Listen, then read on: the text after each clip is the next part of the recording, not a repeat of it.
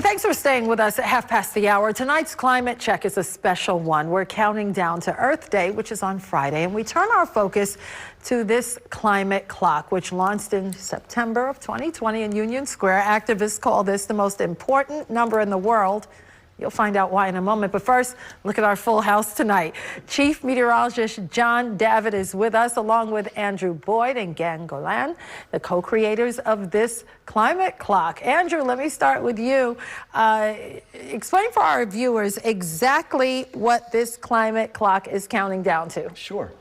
So this is like a portable scientific instrument, right? And it's based on IPCC data, the gold standard of climate science. And like you guys said on the show last week, it cooks down a lot of complexity into a very simple, clear message and mission.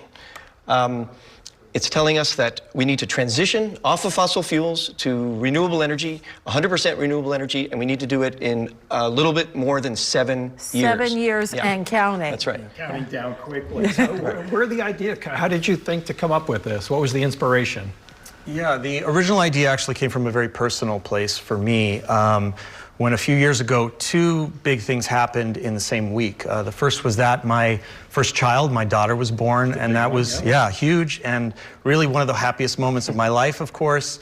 And then just a few days later, the UN Climate Science Agency released a devastating report that said we only had until the end of the decade to take action to avert climate catastrophe. And that hit me so hard that I just felt we need to have clocks everywhere that are telling us what time it is, and to get us all on the same timeline and to get the world to act in time. And there are clocks all over the world now, right? It started in New York City in Union Square, and now it's a phenomenon all over the world. That's right. Tell us about that. Well, you know, we designed the clock to be used by everyone. Right. You know, so you know, we want students and teachers to sort of walk into their classrooms with it, right? And many are. You know, they're going to be all over the celebrations and protests of New York City, you know, on this great climate week. Brazilian indigenous groups are using it to fight for, you know, land sovereignty. Activists in Ghana are using it to block fossil fuel projects. So it's out there, and you know, we designed it that way, and you know, we hope that and several other cities inspired by the big clock in New York City have set up their own huge clocks in their city centers, from Korea to Glasgow to Rome. Amazing. And I think one of the things that really strikes home for me is that this transitions the clock from just a scientific concept to like a concrete reality. And it took folks like you. Neither one are scientists, but you are social activists and people who know how to get a message out. And this is genius, because it takes, you know, I try and explain the science the best I can, but when you see a clock, you see it counting down, it's really great. Right. Yeah, absolutely. So break down for us how you came to decide we're 7 years away from the point where we will no longer be able to turn back. Yes, well, this is based on the gold standard of climate science, and really the clock has these two numbers. At the top you see our deadline, at the bottom you see our lifeline. The number at the top is counting down, and the good news is that the number at the bottom, which shows how much of the world's energy is coming from renewable sources, is counting up, and that's great. But it is not counting up nearly fast enough. And so this gives us our mission.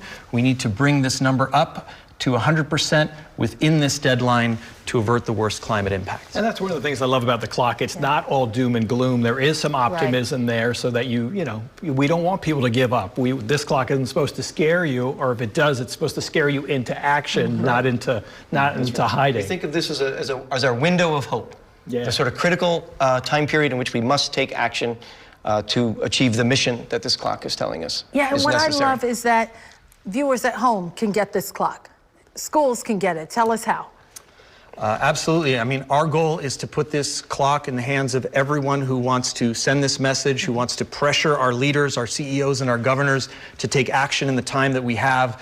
And so reach out to us. We will find a way for you to have a clock and use it in your work and to amplify the good work that you're doing. Now, is it the same time all over the world? That's right. All the clocks are synchronized together. The big clock, the digital clock that you used last week, and these portable handheld clocks, they're all synchronized, and we all need to get on the same timeline. That's the whole sort of design of the project. That's why it's so important. And our viewers are going to see a lot of this clock because you have given this clock to us here. So every night on Live at 10, somehow we're going to show this. Yeah. We're going to show this. Has there been any response from the White House or from the government about this? Well, interestingly, when the big clock in New York launched, about a month later, Biden, who was running for president and almost elected at that time, used numbers that were closer to this number than any numbers that had been used by anyone at that level prior. So it's possible that the stricter, more scientifically accurate numbers that we put on the big clock actually influenced the messaging at the very highest level, possibly. Possibly. Yeah. Wow. But I just want to put in a word, which is, that climate, given what's at stake, right? The future of a livable planet, for us and for generations to come, climate should be like headline news, like every evening, and yet the big networks, right, have 1% of their news coverage is about climate, People want to know when we do Climate Check on Live at 10, we get responses in person, online, and as a meteorologist, when people find out what I do, number one question without fault is, what do you think about climate change? Yeah. People want to know about it, and they want to talk about it and hear the facts and hear what's going on. So to ignore it, really defeats so much. Yeah, but the UN has said that governments are dropping the ball. You both know that. And they just said this a few weeks ago. What do you make of that latest UN climate report? Well, we are in a climate emergency. There's no question about it, and we should be acting as if we are, and our government should be acting as if we are.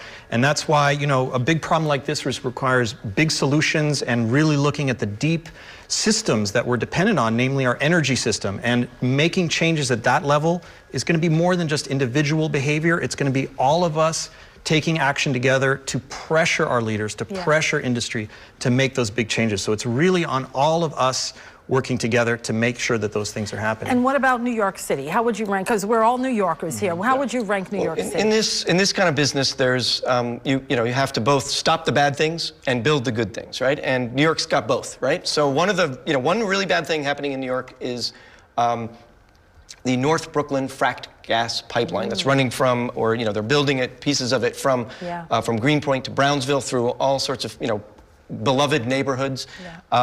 It's expensive, unnecessary, and dangerous, and all of North Brooklyn is organizing against it, and will eventually defeat it. But what a waste! We shouldn't be building any new fossil fuel infrastructure at this time. It all should be going to renewables. So that's one bad thing we need to stop. And there's a great Green New Deal law in New York City. It's called Local Law 97. That is one of the best in the country, and for green buildings and reducing pollution, reducing asthma in our children. And it is being slow rolled by Mayor Adams right now. And there's a big rally tomorrow at City Hall demanding that it be fully funded and fully enforced. And so I would say to the TV audience, New Yorkers all, we love our city, so call your city councilman person and make that happen. We are so glad you are here. Thank you for gifting us this climate clock. We are going to put it to good use for the next 7 years. Fantastic. If we're here in 7 years. If we do our job, if we listen to the science on this clock, and we respect it and we act on it, then we will be here in 7 years, and we will have have turned things around. Hopefully. Okay. Yeah. It's so good to see you, Thank Andrew you very Boyd much. and Gan Golan, co-creators of the Climate Clock. We're so glad that